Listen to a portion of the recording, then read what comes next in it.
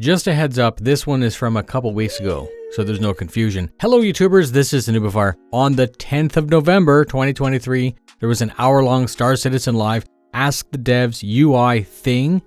Here's what you need to know. Jared said this was the first Star Citizen Live in 7 weeks because of CitizenCon. It was Remembrance Day here in Canada, so I was in Toronto to parade there. There was an ISC the day before, but when I watched that, it became clear to me that there was no need to make a summary on it because it was basically a CitizenCon blooper reel. Jared replied to a text message from Domino's who offered him free breadsticks. It was probably a scam.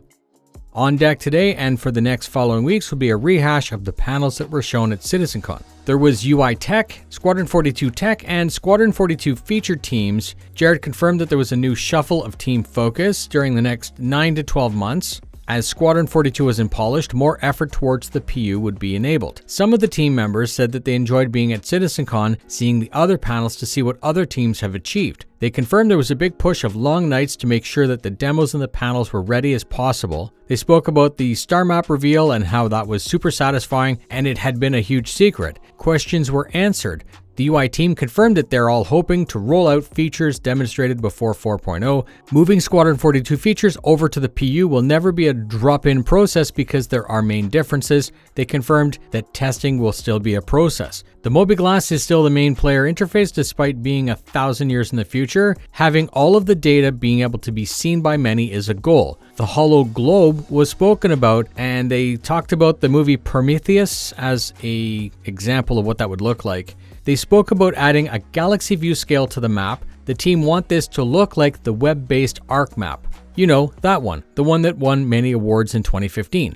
Waypoints, folders, and tags are planned for ease. User-based data is planned out, but also auto-populating some of the data to your scanner is also planned. They said the priority was to get it functional and then look at extra features to add in the future.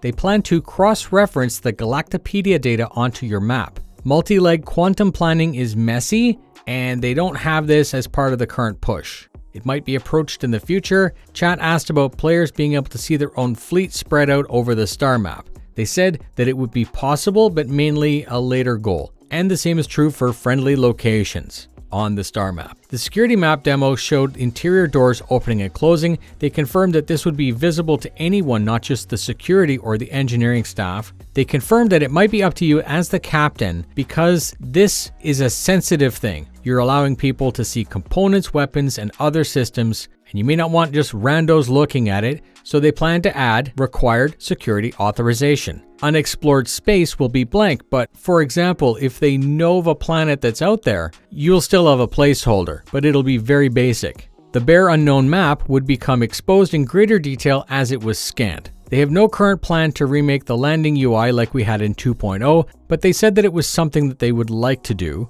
After a short pause, we were back with EUPU and some new guests. EUPU confirmed that they had a great time at CitizenCon and that they were not able to talk about everything that they had been working on, so the show was great for that. Physical damage will change and add granularity. Reaching 0 HP results in an explosion, but the more final plan will be that a ship that becomes harder to operate and then finally stops working. This is where the repair is needed, also where ships such as the SRV will help tow dead ships to support.